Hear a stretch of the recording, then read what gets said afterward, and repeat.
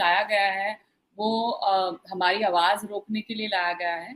और जो लोग मानव अधिकार के लिए काम कर रहे हैं, जो लोग पीड़ित जो वल्नरेबल सेक्शंस है, मार्जिनलाइज सेक्शंस है, उनके लिए आवाज़ बन के अपनी संस्थाओं द्वारा, अपनी प्लेटफॉर्म द्वारा जो इन मुद्दों को उठा रहे हैं, उनके खिलाफ ये कानून लाया गया है।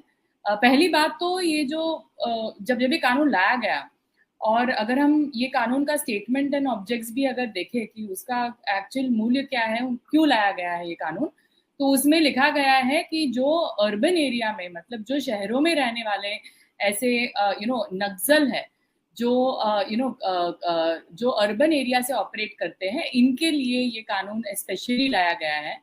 और हम तो जानते हैं कि ये अर्बन नक्सल जो वर्ड है वो किस तरह से यूज किया गया है। पहली बात तो जो लोग भी सरकार का विरोध करती है, या उनकी कोई पॉलिसी का विरोध करती है, या फिर उनके जो एक्सट्रीमिस्ट आइडियोलॉजी है, या जो उनकी जो एक मेजॉरिटेरियन व्यू है, उसके खिलाफ अगर वो आवाज उठाती है, तो उनको एक तरीके से अर्बन नक्सल ही कहा जाता है हमारे देश में आज की तारीख में। जो लोग भी राइट विंग एक्सट्रीमिज्म के खिलाफ है, उनको आज अर्बन नक्सल कहा जाता है। तो क्लियरली ये स्टेटमेंट एंड ऑब्जेक्ट से ही पहली बात तो पता चल जाती है कि ये कानून किस लिए लाया गया है, किन लोगों को रोकने के लिए ये लाया गया है। दूसरी बात जो है कि ये कानून में बहुत अलग अलग चीजें हैं। पहले तो जो डेफिनेशन दिए गए हैं, चाहे वो अनलॉफुल एक्टिविटी का डेफिनेशन हो, या ऑर्गेनाइजेशन का डेफिनेशन हो, या इसके अंदर जो अनलॉफुल ऑर्गेनाइजेशन डिक्लेयर करने वाले हैं उसका अगर डेफिनेशन हो, तो ये जो बिल है उसमें ये डेफिनेशन पहली बात तो बहुत ही ब्रॉड रखे गए हैं। मतलब कोई भी अगर पब्लिक ऑर्डर, पीस, शांति के बीच में अड़चन लाता है, उनके हिसाब से उनके खिलाफ ये कानून पहली बात तो लागू की जा सकती है।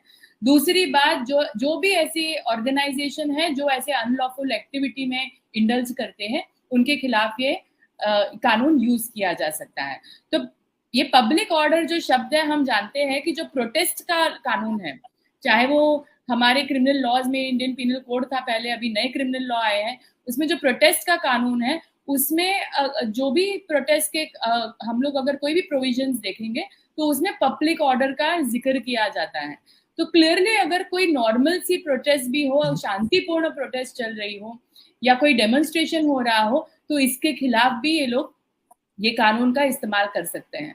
दूसरी बात, ये सिर्फ कोई एक्शन के खिलाफ नहीं है। मतलब हम जाके कोई प्रोटेस्ट ऑर्गेनाइज करेंगे या सड़कों पे कोई अगर मोर्चा निकालेंगे, तो उसके खिलाफ अकेले नहीं है।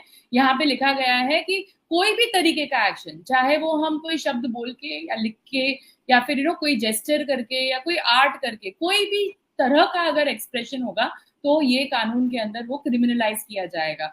मतलब आर्टिस्ट हो, जर्नलिस्ट हो, एडवोकेट हो, स्टेटमेंट निकालने वाले ऑर्गेनाइजेशन हो, सब लोग इस कानून के दायरे में आ जाते हैं।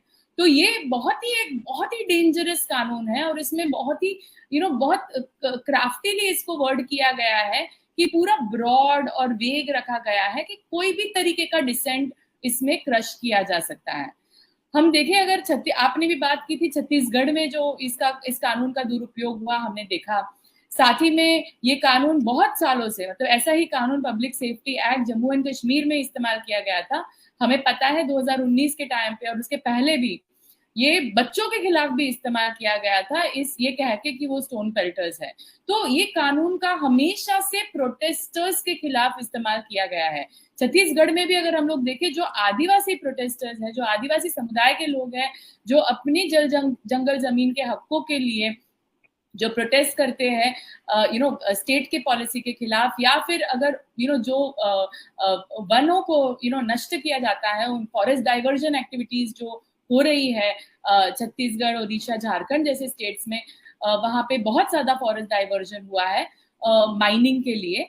तो अगर वो ऐसे माइनिंग प्रोजेक्ट या कोई डेवलपमेंट प्रोजेक्ट के खिलाफ अपनी आवाज उठाते हैं, तो उनके खिलाफ भी इसका इस्तेमाल किया गया है। तो महाराष्ट्र में इसे लाने की पहली बात तो क्या जरूरत है, क्या इसका इसके पीछे एजेंडा क्या है, ये हमें समझना होगा। और बहुत सारे ऐसे प्रोविजंस हैं। अगर हम कानून के बारे में सिर्फ बात करें, मतलब ये लॉ जो है वो कंप्लीटली गैर संवैधानिक है और ये सिर्फ लोगों की आवाज को दबाने के लिए एक रिप्रेसिव कानून, एक ड्रैकोनियन कानून लाया गया है। यूएपीए, मकोका, ऐसे बहुत सारे कानून हैं जो रिप्रेसिव भी है लेकिन हमारे स्टेट में आज भी लागू है। और यहाँ पे यूएपीए के केसेस भी बहुत हुए हैं, मकोका के केसेस भी बहुत हुए हैं। तो ये तीसरा चौथा कानून लाने का क्या जरूरत है?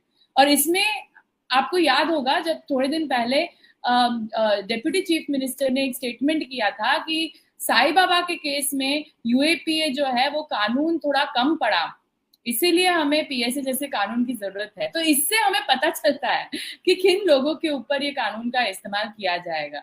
लेकिन सबसे डरावनी बात यह है कि पीएसए जैसे कानून जो है, पब्लिक सेफ्टी एक्ट हो या पब्लिक सिक्योरिटी एक्ट हो, जो भी ऐसी एक्ट आती है पब्लिक ऑर्डर को लेके, ये सारे जर्नलिस्ट के खिलाफ स्पेशली और मीडिया के खिलाफ बहुत यूज किए गए कानून हैं।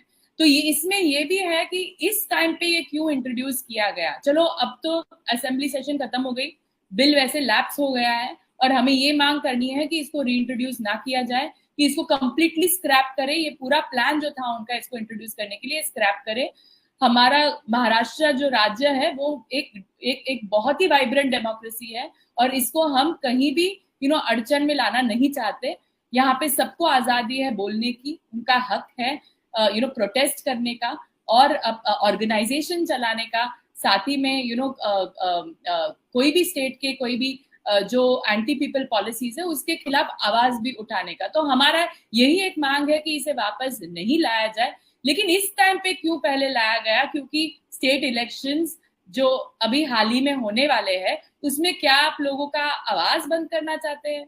क्या आप चाहते हैं कि लोकतंत्र जो है वो नष्ट हो और लोकतांत्रिक जो हमारी जो एंगेजमेंट है, जो हम लोग बात करेंगे कि स्टेट का क्या परफॉर्मेंस था, उसके बेसिस पे अगर वोट देना चाहिए या नहीं देना चाहिए, क्या आप वो सिविल सोसाइटी की आवाज को भी दबाना चाहते हैं, पॉलिटिकल ऑपोजिशन की आवाज को भी दबाना चाहते हैं?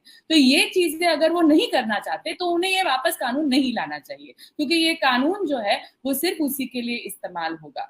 तो इसीलिए ज्यादा जरूरी है कि हम सब इकट्ठा हो और इस कानून का विरोध करें।